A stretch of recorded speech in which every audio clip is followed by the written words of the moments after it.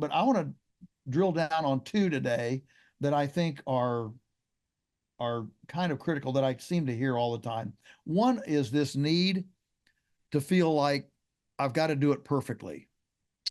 And so I've got a good story, Sina. I've got a really good story. So right now, as we're taping this podcast, my young people, my crew are out there at the barn, our big hay feeding shed barn thing.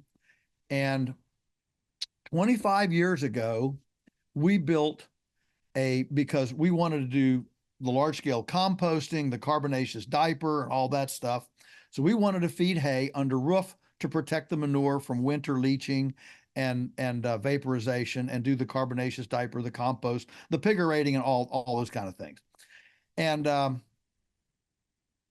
we didn't have a sawmill, we didn't have money, we didn't have expertise really well. And so, but I was absolutely committed to leveraging all of our hay feeding, manure and waste generated through the cows, leveraging that into compost. And I needed a cover. I needed a cover. So we went and we got some locust poles and we put them in the ground, and we went and got some as straight little trees, cut some fairly straight trees. Of course, they're not but so straight, but we used those for rafters and built a very poor boy awning. And this thing is huge. I mean, because we've got a lot of cows, and so this awning was 32 feet by about 150 feet. So Wow. this is big, okay, huge. But we built it, so we built it for 50 cents a square foot, because the only thing we had to buy was the roofing and bolts and nails. That was it. Everything else was, we just, scrounged off the farm. And we, it has served us for 25 years, but because it was so poor boy, we never could actually make the roof perfectly flat. The roof was not perfect. The roof was very imperfect. It had little, waves in it and dips, because the tree rafters were not perfectly straight. And so over time, those dips and valleys in the roof um, leaked, and we had some leakage, and so things started to deteriorate. The rafters and the purlins and girts and things started to deteriorate. So 25 years later, we decide, you know what, let's rebuild this.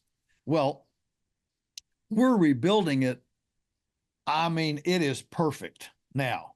I mean, we've got bigger locust poles. We've got a sawmill. We can mill all of our rafters. We can mill our girts. We can mill up everything. And we did half of it last summer, and we're doing the other half this year.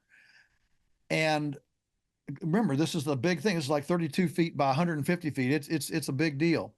Um, and the thing that I'm emphasizing to my team is, for those 25 years, if we had waited until we could either afford it, or had a sawmill, or had the expertise, if we had waited on all those things, we'd have gone 25 years without compost, without leveraging all the goodies out of the back end of the cow, and giving the cows incredible comfort up on that nice chip, clean, warm, dry bedding. And when it's a blizzard outside, they wouldn't have been comfortable. We got 25 years of this wonderful, wonderful use of a structure that a lot of folks, well, architects would call it an eyesore. I said it had character, but so many times people coming to this, and Zena, I know you deal with it.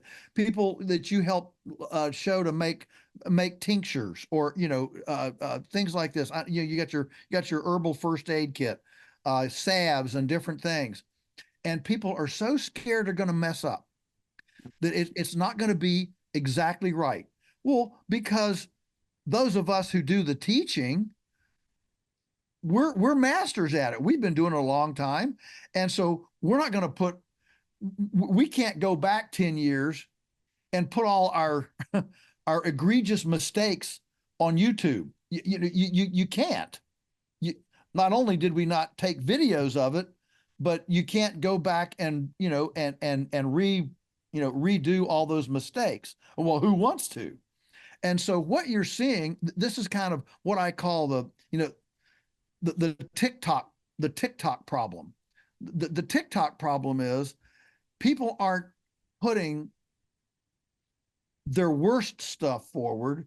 They're putting their best stuff forward. This is part of the problem with social media. Oh, I'll go down a rabbit hole in a minute. But the whole social media and teen self-worth problems is that these young people, and now unfortunately 20s and 30s, are measuring their self-worth based on this constant flow of social perfection, the celebrity culture, and so we start, I'm not beautiful enough, I'm not smart enough, I'm not capable enough, and whatever.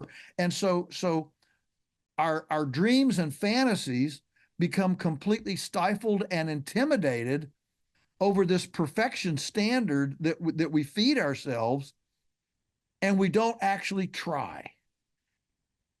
We don't start and we don't try. And that's I'm gonna get teary. I hate it when people are so obsessed with it's got to be perfect that they don't even try. And we've got to try.